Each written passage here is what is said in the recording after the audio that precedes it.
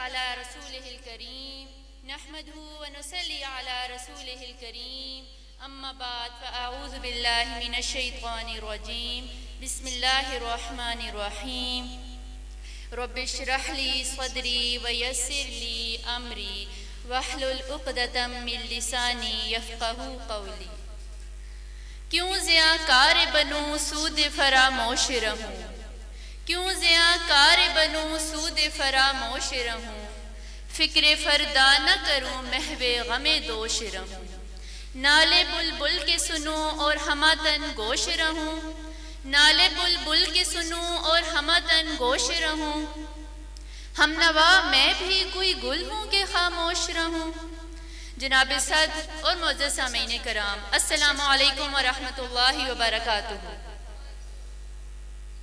آج میرا موضوع سخن ہے پاکستان بطور ایک اسلامی ریاست۔ ابھی یہاں بیٹھے بیٹھے میری سوچ 76 برس پیچھے چلی گئی۔ اس وقت کی مشقتیں، تکلیفیں، سختیاں، آزادی کی خوشی، اپنوں سے بچھڑنے کا غم، میں ہر چیز کو مرکز نگاہ پر لا رہی تھی اور یہ سوچ رہی تھی کہ آخر اتنی قربانیاں کیوں دی گئیں، آخر الگ وطن کا مطالبہ کیوں دیا گیا۔ تو جناب صدر ایک ہی آواز میرے کانوں میں گونج گونج کے میری روح تک کو ہلا رہی تھی کہ پاکستان کا مطلب کیا؟ لا الہ الا اللہ۔ کہ پاکستان کا مطلب کیا؟ لا الہ الا اللہ۔ تو کیا لا الہ الا اللہ صرف ایک نعرہ ہے جس کو ہم اپنے ایوانوں، اپنے جلسوں اور 14 اگست پر بلند کریں؟ نہیں معزز سامعین، نہیں۔ لا الہ الا اللہ ایک ضابطۂ حیات ہے جو آدمی کو انسان اور انسان کو مومن بناتا ہے۔ لا الہ الا اللہ انسان کو غلامی کی ہر زنجیر سے آزاد کرتا ہے۔ اسی لا الہ الا اللہ کی خاطر نوح علیہ السلام نے 950 سال تبلیغ کی۔ اسی لا الہ الا اللہ کی خاطر ابراہیم علیہ السلام کو آگ میں ڈالا گیا۔ اسی لا الہ الا اللہ کی خاطر یونس علیہ السلام مچھلی کے پیٹ میں 40 دن رہے۔ اسی لا الہ الا اللہ کی خاطر یوسف علیہ السلام کو مصر کے بازاروں میں بیچا گیا۔ اسی لا الہ الا اللہ کی خاطر موسیٰ علیہ السلام کو وطن سے دربدر کیا گیا۔ اسی لا الہ الا اللہ کی خاطر عیسیٰ علیہ السلام کو سولی چڑھایا گیا۔ اسی لا الہ الا اللہ کی خاطر محمد رسول اللہ صلی اللہ علیہ وآلہ وسلم کو شیب ابی طالب میں 3 سال محصور رکھا گیا۔ طائف میں پتھر کھائے، احد میں دندانے مبارک شہید ہوئے۔ اسی لا الہ الا اللہ کی خاطر سمیہ بنت خباب کو لوہے کی زرہ پہنا کر مکہ کی چلچلاتی دھوپ میں اذیتیں دی گئیں۔ اسی لا الہ الا اللہ کی خاطر بلال حبشی کے سینے پر پتھر کی چٹانیں رکھی گئیں۔ غرض ہر اس شخص، ہر اس قوم جس نے اس کلمہ حق کو بلند کیا ہو، اس کو اذیتیں برداشت کرنا پڑی۔ تو کیا لا الہ الا اللہ کے نام پر مملکت قائم کرنا اتنا آسان ہے؟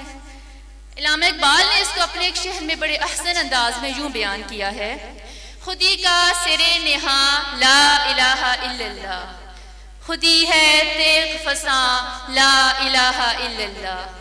یہ دور اپنے براہیم کی تلاش میں ہے، یہ دور اپنے براہیم کی تلاش میں ہے، صنم کدا ہے جہاں لا الہ الا اللہ۔ اگرچہ بت ہیں بہت جماعت کی آستینوں میں، اگرچہ بت ہیں بہت جماعت کی آستینوں میں، مجھے ہے حکم اذاں لا الہ الا اللہ۔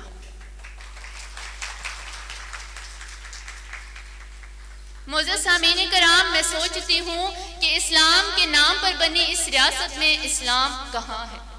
اگر یہ واقعی اسلامی ریاست ہے تو اس میں ابو بکر جیسی رحم دلی اور سچائی کہاں ہے؟ اگر یہ واقعی اسلامی ریاست ہے تو اس میں عمر جیسا انصاف کہاں ہے؟ اگر یہ واقعی اسلامی ریاست ہے تو عثمان غنی جیسی حیا کہاں ہے؟ اگر یہ واقعی اسلامی ریاست ہے تو علی جیسی شجاعت کہاں ہے؟ اگر یہ واقعی اسلامی ریاست ہے تو زید بن ثابت جیسا عالم کہاں ہے؟ اگر یہ واقعی اسلامی ریاست ہے تو ابی بن کعب جیسا قاری قرآن کہاں ہے؟ اگر یہ واقعی اسلامی ریاست ہے، اگر یہ واقعی اسلامی ریاست ہے تو ابو عبیدہ بن جراح جیسا امین کہاں ہے؟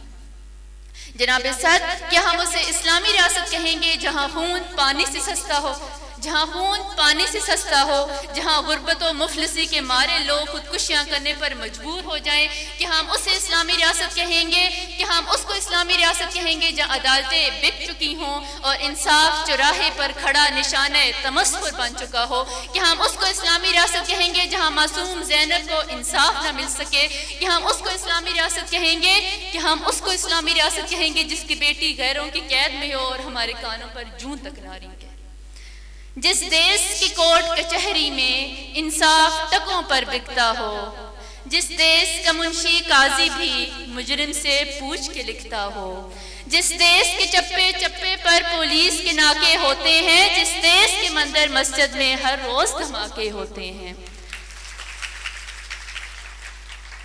جس دیس میں جان کے رکھوالے خود جانے لے معصوموں کی، جس دیس میں حاکم ظالم ہوں سسکی نہ سنے مجبوروں کی، جس دیس میں عادل بہرے ہوں آہیں نہ سنے معصوموں کی، جس دیس کی گلیوں کوچوں میں ہر سو فحاشی پھیلی ہو، جس دیس میں بنت حوا کی چادر بھی داغ سے میلی ہو، جس دیس میں آٹے چینی